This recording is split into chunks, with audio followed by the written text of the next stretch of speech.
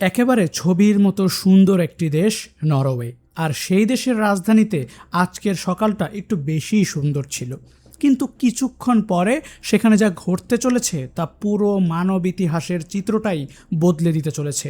হ্যাঁ ভিউয়ার্স, কিয়ামতের মতো ভয়ঙ্কর এক ভূমিকম্পের আঘাতে সেদিন নরওয়ে হয়েছিল ছিন্ন ভিন্ন। এমন এক বুক কাঁপানো শিহরণ আর টান টান উত্তেজনার অভিজ্ঞতা দেবে আজকের মুভিটি। আজ আমরা এক্সপ্লেইন করতে যাচ্ছি 2018 সালের 31 আগস্ট মুক্তি পাওয়া Norwegian action drama thriller movie the quake. পুরো ভিডিওটি না টেনে শেষ পর্যন্ত দেখুন, কারণ পুরো গল্প জুড়ে রয়েছে টান টান রোমাঞ্চ যা আপনাকে জাস্ট হতবম্ব করে দেবে। আর হ্যাঁ, অ্যাশনস অফ মুভিজ চ্যানেলে নতুন হয়ে থাকলে এখনই চ্যানেলটি সাবস্ক্রাইব করে বেল আইকনটি অন করে দিন।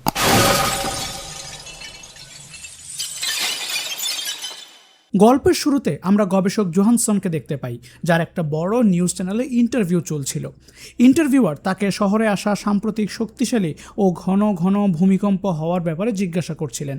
তিনি জানতে চান এ বিষয়ে আপনার মতামত কী এবং হঠাৎ করে এত ভূমিকম্প কেনই বা আসছে। জোহানসন উত্তর দেন যে মানুষ এ সকল প্রাকৃতিক ঘটনা আসলে কন্ট্রোল করতে পারবে না, তাই তিনি আর তার টিম এই ভূমিকম্পগুলো সামলানোর উপায় খুঁজে চলেছেন। তিনি বলেন যতদিন না সঠিক সমাধান মিলছে ততদিন মানুষকে নিজেদের সেফটি আর প্রোটেকশনের দিকে মনোযোগ দিতে হবে। ভূমিকম্প হলো এমন এক ন্যাচারাল ডিজাস্টার যার উপরে এখন পর্যন্ত মানুষ কোনো কন্ট্রোল করতে পারেনি। কিছুক্ষণ পরে একই জায়গাতে ক্রিশ্চিয়ান নামের একজন লোকেরও ইন্টারভিউ হয়। রিপোর্টাররা তাকে অনেক সম্মান করছিলেন, কারণ আগেরবারের সুনামির সময় সে নিজের জীবন বাজি রেখে অনেক মানুষের প্রাণ বাঁচিয়েছিলেন। ক্রিশ্চিয়ানকে সবাই হিরো মানলেও সে মনে মনে এমন একটা সত্যি জানতো যা সে আসলে কাউকে জানায়নি, আর অনেক ভয় হতো তার। সে যদি সত্যটা সবার সামনে বলে দেয় তাহলে সবাই হয়তো হাসবে অথবা তার কথাই বিশ্বাস করবে না, তাই সে এই ভয়ঙ্কর সত্যিটি নিজের বুকেই সিক্রেট রেখেছিল। ইন্টারভিউয়ের সময় ক্রিশ্চিয়ান প্রত্যেকটা প্রশ্নের উত্তর খুবই সাবধানে এবং সঠিকভাবে দিচ্ছিল।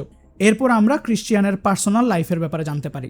তার বিয়ে হয়েছিল ইদুন নামের একজন নারীর সঙ্গে, কিন্তু অনেক বছর একসঙ্গে থাকার পরে এখন তারা আলাদা হয়ে গেছেন।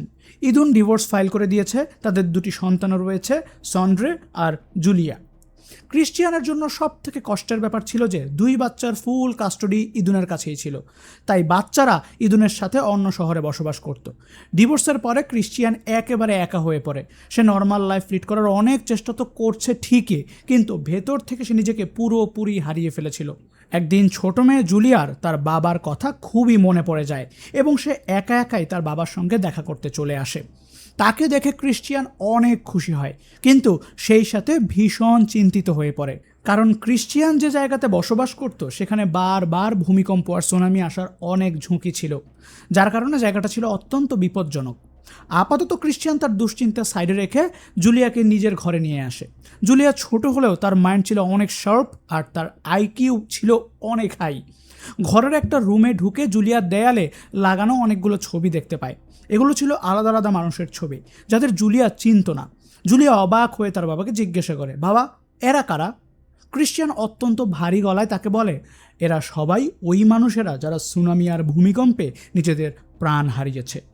আমি যাদেরকে বাঁচাতে গিয়েছিলাম ঠিকই, কিন্তু শেষ পর্যন্ত সবাইকে বাঁচাতে পারিনি।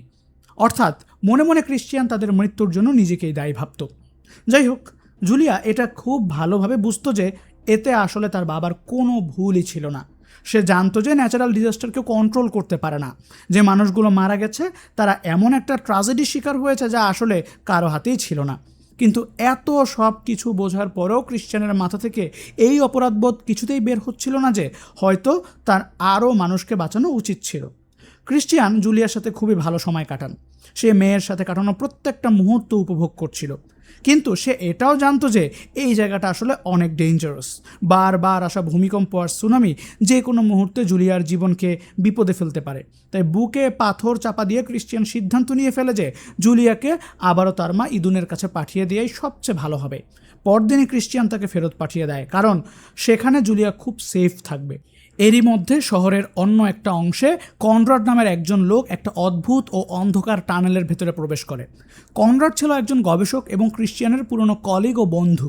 সে সম্প্রতি কিছু জরুরি তথ্য হাতে পেয়েছিল এবং তার ফাইন্ডিংসগুলো কনফার্ম করার জন্য ওই টানেলে গিয়েছিল।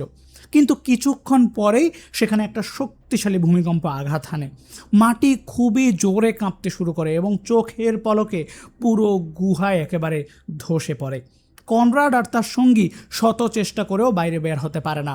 তারা বড় বড় পাথরের নিচে চাপা পড়ে সেখানেই মৃত্যুবরণ করে। পরদিন নিউজে এই মর্মান্তিক দুর্ঘটনার রিপোর্ট চলে আসে।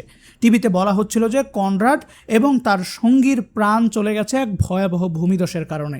এই মৃত্যুর খবরে ক্রিশ্চিয়ান খুবই কষ্ট পায়। সে কিছুতেই বুঝতে পারছিল না যে কেন এত ঘন ঘন আর এত শক্তিশালী কম্পন হচ্ছে। ঠিক তখনই ক্রিশ্চিয়ান একটা পার্সেল রিসিভ করে। অবাক করার মতো ব্যাপার হলো, পার্সেলটা কনরাড তার মৃত্যুর ঠিক আগে ক্রিশ্চিয়ানের জন্যই পাঠিয়েছিল। অনেক ঘাবড়ে গিয়ে আর কৌতূহল নিয়ে ক্রিশ্চিয়ান পার্সেলটা খোলে। সেটার ভেতরে ছিল কনরাডের রিসার্চ ফাইন্ডিংস এবং ভূমিকম্প নিয়ে ডিটেলস সব রিপোর্ট। এই ইনফরমেশনগুলো গুরুত্ব বুঝে ক্রিশ্চিয়ান সব কিছু অত্যন্ত মনোযোগ দিয়ে পড়া শুরু করে। গুহার কাছে ম্যাগনিটিউড 6-এর একটি ভূমিকম্প ডিটেক্ট হয়েছিল, যা হঠাৎ করেই আসে এবং ব্যাপক ক্ষতি করে চলে যায়। সবথেকে চমকে দেবার মতো বিষয় ছিল তার ফাইনাল কনক্লুশন। ইনভেস্টিগেশনে কনরাড জানতে পেরেছিল যে এই শহরে ম্যাগনিটিউড 10-এর চাইতেও বড় একটা ভূমিকম্প যে কোনো মুহূর্তে আঘাত হানতে পারে। এই ডিজাস্টার কল্পনার বাইরে এক মারাত্মক ধ্বংসলীলা চালাতে পারে এবং এতে হাজার হাজার মানুষের প্রাণ চলে যেতে পারে। রিপোর্টে কনরাড স্পষ্ট ওয়ার্নিং দিয়েছিল যে দেরি হয়ে যাবার আগেই সবাইকে খুবই দ্রুত এই শহর থেকে ইভাকুয়েট বা খালি করতে হবে। এসব কিছু পড়ে ক্রিশ্চিয়ান অনেক ঘাবড়ে যায়, কারণ তার স্ত্রী আর বাচ্চারা এই ডেঞ্জার জোন থেকে খুব একটা দূরে বসবাস করছিল না।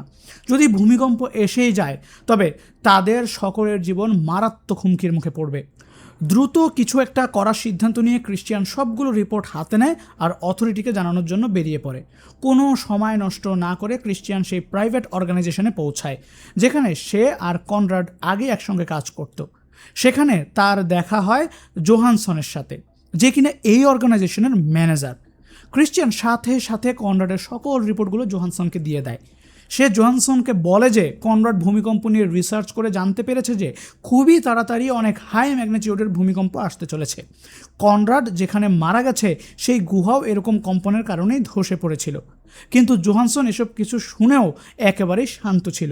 সে ক্রিশ্চিয়ানকে উড়িয়ে দিয়ে বলে তাদের অর্গানাইজেশনের কাছে এমন একটা অ্যাডভান্স টেকনোলজির মেশিন রয়েছে যা ভূমিকম্প আসার আগেই সেটাকে ডিটেক্ট করতে পারবে। তারা এমন একটা সিস্টেমের অনেক কাছাকাছি চলে এসেছে যা মাটির নিচের ভাইব্রেশন কন্ট্রোল করতে পারবে। যদি এটা সফল হয়ে যায় তবে ভবিষ্যতে ভূমিকম্প থামানো সহজ হতে পারে। এরপর জোহানসন আরও একটা অদ্ভুত কথা বলে। সে দাবি করে যে কনরাডের মৃত্যু আসলে ভূমিকম্পের কারণে হয়নি। গুহার কাছে ভুল করে কনস্ট্রাকশনের কাজ শুরু হয়ে গিয়েছিল এবং সেখানে হওয়া বিস্ফোরণের কারণেই ওই গুহাটা ধসে পড়েছিল। জোহানসন এটা বুঝিয়ে দেয় যে কনরাডের মৃত্যু শুধুই একটা দুর্ঘটনা ছিল, যার সাথে ভূমিকম্পের কোনো সম্পর্ক নেই। এক কথায় সে কনরাডের পুরো রিসার্চটাকে বেকার আর অর্থহীন বলে এড়িয়ে যায়। কিন্তু ক্রিশ্চিয়ানের তার কোনো কথাই বিশ্বাস হয় না। এই ডিটেলস রিপোর্ট দেখার পরে সে কিছুতেই মানতে পারছিল না যে কনরাড ভুল ছিল। তাই সত্য জানার জন্য ক্রিশ্চিয়ান নিজেই ইনভেস্টিগেশন করার সিদ্ধান্ত নিয়ে ফেলে। ক্রিশ্চিয়ান যখন কনরাডের বাড়িতে পৌঁছায় তখন সেখানে তার মেয়ে মেরিটের সঙ্গে তার দেখা হয়। সে ক্রিশ্চিয়ানকে আগে থেকেই চিনত, তাই সে তার উপরে ভরসা করে তাকে তার বাবার রুমে নিয়ে যায়। রুমে ঢুকে ক্রিশ্চিয়ান একটা অদ্ভুত জিনিস দেখতে পায়। সেখানে আলাদা আলাদা ধরনের অনেক পাথর খুবই যত্ন করে রাখা ছিল। তখন ক্রিশ্চিয়ান বুঝতে পারে যে কনরাড ম্যাগনেটিক ফিল্ড আর মাটির কন্ডিশন নিয়ে স্টাডি করে আর্থকোয়েক জোনগুলোর উপরে কাজ করছিল। ক্রিশ্চিয়ান যখন তার রিসার্চ নিখুঁতভাবে দেখছিল তখন সে একটা শকিং বিষয় বুঝতে পারে। আসলে তার নিজের পরিবারই ওই হাই রিস্ক জোনগুলোর ভেতরে বসবাস করছে। সে আগে কখনোই এই বিষয়টা খেয়াল করেনি, আর এখন সত্যটা বুঝতে পেরে তার ভেতরে তীব্র ভয় তৈরি হয়ে যায়। দেরি না করে ক্রিশ্চিয়ান সাথে সাথে জোহানসনকে কল করে এবং ওই এরিয়াতে কাজ করা কনস্ট্রাক্টরদের কন্ট্যাক্ট নাম্বার চায়। সে আসলে তাদেরকে ওয়ার্নিং দিতে চাচ্ছিল যে দ্রুত তারা ওই সাইট খালি করার জন্য। এখন ক্রিশ্চিয়ান জানতো যে তার পরিবারকেও এই ব্যাপারটা জানাতে হবে। ক্রিশ্চিয়ান সাথে সাথে তার এক্স ওয়াইফ ইদুনের বাড়িতে চলে যায়। সেখানে সে দেখতে পায় যে তার ছেলে সন্ড্রে নিজের গার্লফ্রেন্ডের সাথে অনেক খুশিতে সময় কাটাচ্ছে। এটা দেখে ক্রিশ্চিয়ান এক মুহূর্তের জন্য কিছুটা হলেও শান্তি পায়। সে এখানে ইদুনকে আসন্ন বিপদের ব্যাপারে জানাতে এসেছিল, কিন্তু ক্রিশ্চিয়ান কথা শুরু করতেই ইদুন টপিক বদলে দেয়। ভূমিকম্প বা বিপদের কথাতে তার আসলে কোনো আগ্রহই ছিল না। ইদুন ক্রিশ্চিয়ানকে বলে যে আজ সন্ধ্যায় জুলিয়ার ডান্স কম্পিটিশন রয়েছে, তুমি এসে ওর ডান্স দেখে যেও, কারণ তোমাকে দেখলে জুলিয়া অনেক খুশি হবে। এই কথা শুনে এক মুহূর্তের জন্য ক্রিশ্চিয়ান যেন সব কিছু ভুলে যায়। স্টেজে নিজের মেয়েকে হাসি খুশি দেখার কথা ভেবেই তার মুখে হাসি চলে আসে। এতদিন ধরে সে শুধুমাত্র ডিজাস্টার আর বিপদের ভেতরেই আটকে ছিল, তাই ইদুনের কথায় ক্রিশ্চিয়ান রাজি হয়ে যায়। ইদুন স্কুলে জুলিয়ার কাছে চলে যায় আর বলে যে তোমার বাবা আজকে তোমার ডান্স দেখতে আসছে। এটা শুনে জুলিয়া খুশিতে লাফিয়ে ওঠে। এদিকে ক্রিশ্চিয়ান আবারও কনরাডের রিসার্চে ডুবে গিয়েছিল। সে রিপোর্টগুলো মনোযোগ দিয়ে দেখছিল। সেখানে আর্থকোয়েক জোনের লোকেশনগুলোর কথা উল্লেখ ছিল। এখানে তার আরও কিছু প্রশ্নের উত্তরের দরকার ছিল, তাই সে আবারও কনরাডের বাড়িতে চলে যায়। সেখানে এসে মেরিটের কাছে জেদ করে বলে, তুমি আমাকে ওই টানেল পর্যন্ত নিয়ে চলো যেখানে কনরাড মারা গেছে।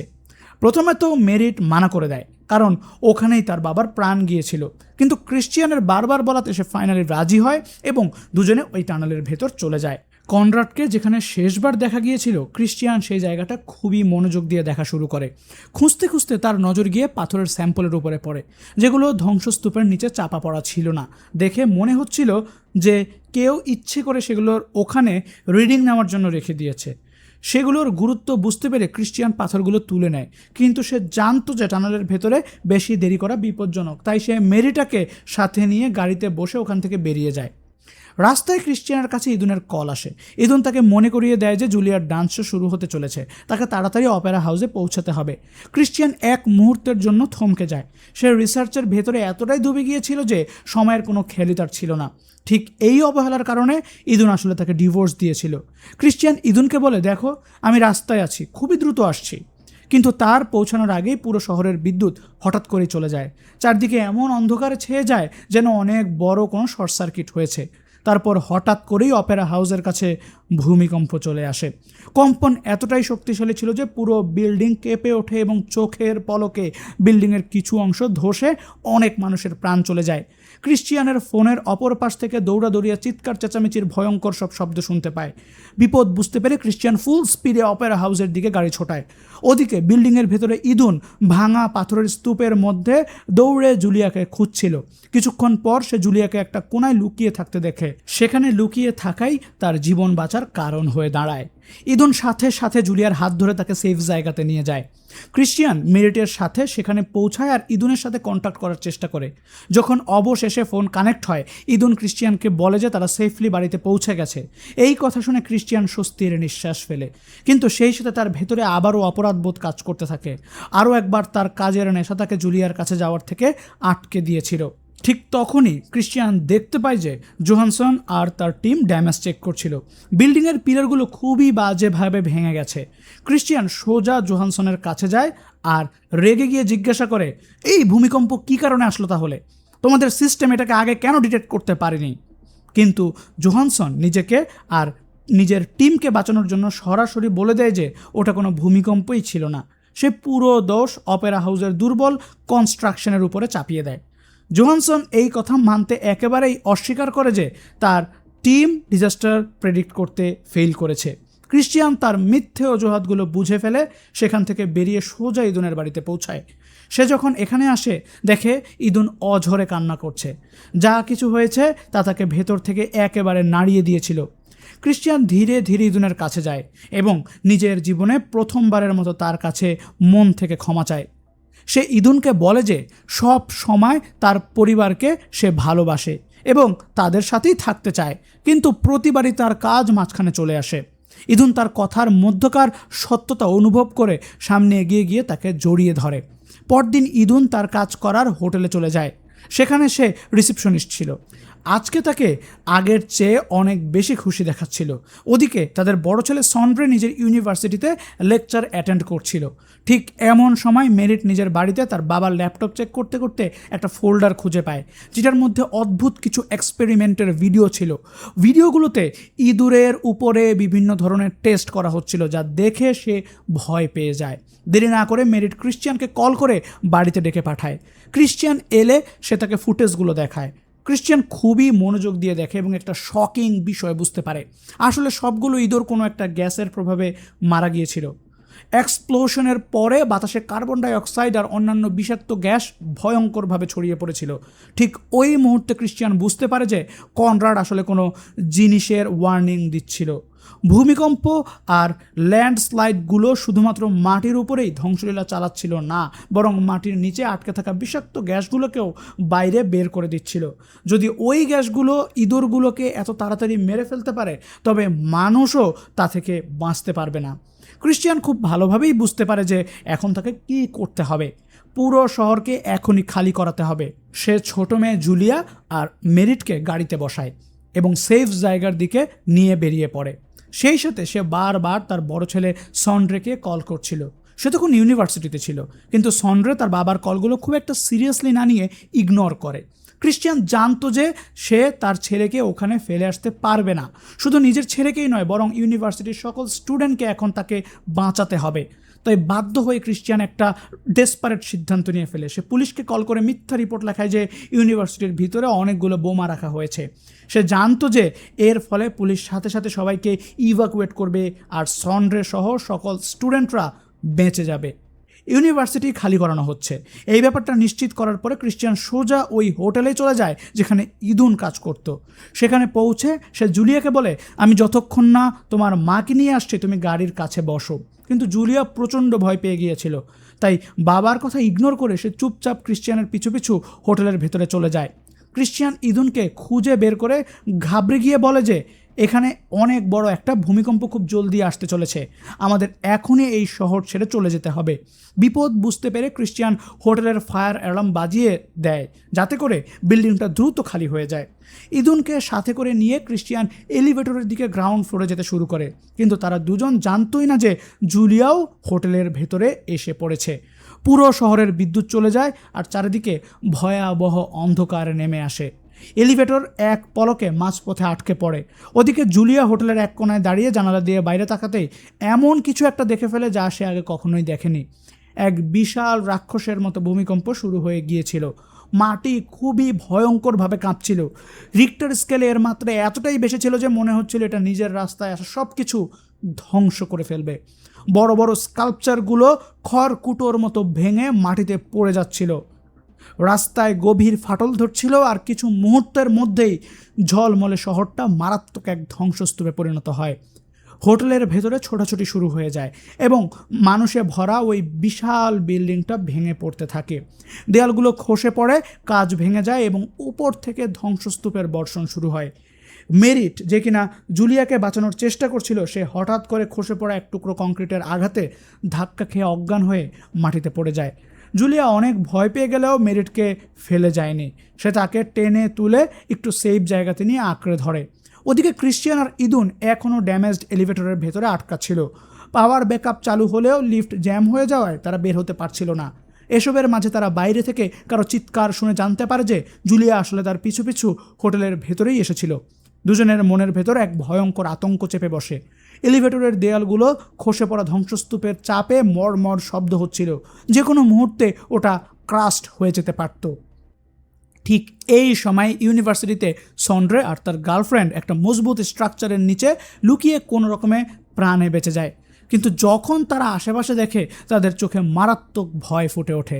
আসলে অনেক স্টুডেন্ট আর প্রফেসর এতটা লাকি ছিলেন না। তারা বড় বড় কংক্রিটের নিচে চাপা পড়ে নিজেদের জীবন হারিয়েছেন। এদিকে মেরিটের জ্ঞান ফিরে আসে এবং সে সাথে সাথে জুলিয়াকে নিয়ে বাঁচার চেষ্টা শুরু করে। ওদিকে এলিভেটরে আটকে থাকা ক্রিশ্চিয়ান আর ইদুন ধীরে ধীরে বাইরে বের হবার রাস্তা তৈরি করছিল। তখনই ক্রিশ্চিয়ান খুব জোরে একটা ধাক্কা অনুভব করে। ছোট্ট একটা ফাঁকা দিয়ে বাইরে উকি মেরে সে যা দেখে তাতে তার রক্ত হিম হয়ে যায়। হোটেলের সামনে দাঁড়িয়ে থাকা অনেক বড় একটা বিল্ডিং ভেঙে তাদের হোটেলের উপর পড়েছে। এতে হোটেলের উপরের ফ্লোরগুলো অনেক দুর্বল হয়ে ভেঙে পড়ছিল। বিল্ডিংটা যখন আরও আনস্টেবল হয়ে যাচ্ছিল তখন সেখানে আটকে থাকা এক আহত মহিলা ওয়ার্কারের ব্যালেন্স নষ্ট হয়ে সে নিচে পড়ে মারা যায়। জুলিয়ার চিৎকার শুনে ক্রিশ্চিয়ান বুঝতে পারে যে তারা টপ ফ্লোরে আটকা পড়েছে। সে জানতো পুরো বিল্ডিংয়ের ফাউন্ডেশন ভেঙে গেছে এবং যে কোনো মুহূর্তে এটা ধসে পড়বে। এখন তাদের কাছে একটাই রাস্তা ছিল। ক্রিশ্চিয়ান আর ইদুন এলিভেটরের কেবল বা রশির সাহায্যে বেয়ে বেয়ে উপরে উঠে যাবে। তারা যখন উপরে উঠছিল তখনও বিল্ডিংটা অনবরত কাঁপছিল। হঠাৎই ধ্বংসস্তূপের একটা বড় টুকরো খসে ইদুনের পায়ে আঘাত করে। ব্যথায় সে একেবারে কুঁকড়িয়ে ওঠে। তার জন্য হাঁটা বা ঝুলে থাকা মুশকিল হয়ে যায়, কিন্তু ক্রিশ্চিয়ান তাকে সামলে নিয়ে কোনো রকমে উপরের ফ্লোরের একটা ফাঁকা জায়গায় পৌঁছায়। সেখানে পৌঁছানোর জন্য রশি দিয়ে সুইং করে ওপাশে যেতে হতো। ক্রিশ্চিয়ান আগে লাফ দিয়ে ওপাশে সফলভাবে পৌঁছে যায়, আর এখন ছিল ইদুনের পালা। কিন্তু তখন ডিজাস্টার আবারও মরণ কামড় দেয়। ইদুন যে রশিটা ধরেছিল সেটা আগে থেকেই ড্যামেজড ছিল। ক্রিশ্চিয়ান কিছু একটা করতে পারার আগেই সেই রশিটা ছিঁড়ে যায়। ইদুন জোরে একটা চিৎকার করে ওঠে এবং দুর্ভাগ্যবশত সে চোখের পলকে নিচে পড়ে যায়। ক্রিশ্চিয়ান নিজের চোখের সামনে নিজের স্ত্রীকে মৃত্যুর কোলে ঢলে পড়তে দেখে সে বেচারা কিছুই করতে পারেনি। কষ্ট আর শোক তাকে ভেতর থেকে একেবারে ভেঙে ফেলেছিল। কিন্তু এখন তার কাছে থামার মতো কোনো সময় ছিল না, কারণ তার ছোট্ট মেয়ে জুলিয়া হয়তো এখনও তার জন্য উপরে অপেক্ষা করছে।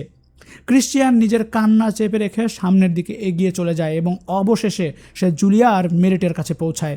বাবাকে দেখে জুলিয়ার চোখে আবারও বাঁচার আশা ফিরে আসে, কিন্তু তাদের দুঃস্বপ্ন এখনও শেষ হয়নি। তারা যেই ফ্লোরে দাঁড়িয়েছিল সেটা হঠাৎ করেই কাত হয়ে ফাটতে শুরু করে। জোরে একটা কম্পনের কারণে জুলিয়া পিছলে একেবারে খাদের কিনারায় চলে যায়। ক্রিশ্চিয়ান এক মুহূর্ত না ভেবে জুলিয়ার দিকে ঝাঁপিয়ে পড়ে। জুলিয়া একটা গ্লাস প্যানেলে গিয়ে পড়েছিল, কিন্তু কাঁচটা তার ওজনে ভাঙতে শুরু করে। ক্রিশ্চিয়ান ঠিক শেষ মুহূর্তে তার মেয়ের হাতটা ধরে ফেলে। নিচের কাঁচটা ভেঙে যায় আর জুলিয়া শূন্যে ঝুলে পড়ে। মেরিট সাথে সাথে সাহায্য করার জন্য ছুটে আসে এবং ক্রিশ্চিয়ান ও মেরিট মিলে পুরো শক্তি দিয়ে জুলিয়াকে কোনো রকমে উপরে টেনে তোলে। ঠিক তখনই ক্রিশ্চিয়ান একটা জরুরি বিষয় নোটিস করে। ভূমিকম্পের মাত্রা ধীরে ধীরে কমে আসছিল। এর মানে অবশেষে এই ভয়ঙ্কর ডিজাস্টার থেমে গিয়েছিল। কোনো সময় নষ্ট না করে ক্রিশ্চিয়ান জুলিয়া আর মেরিটকে একটা সেফ রাস্তা দিয়ে নিচে নামিয়ে আনে।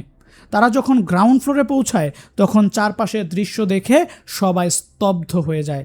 পুরো শহরটাই ধ্বংস হয়ে গিয়েছে, চারিদিকে শুধু লাশ আর ধ্বংসস্তূপ। পরবর্তীতে মেরিট তার বাবার অফিসে চলে যায় এবং তার রিসার্চগুলো অনেক মন খারাপ করে দেখতে শুরু করে।